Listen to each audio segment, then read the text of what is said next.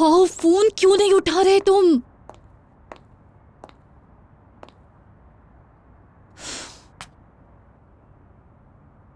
ये क्या हालत बना रखी है? ये कौन सा तरीका है घर में इस तरह के लिबास पहन के घूमने का? मेरी फिक्र छोड़े, मीरान के बारे में सोचें।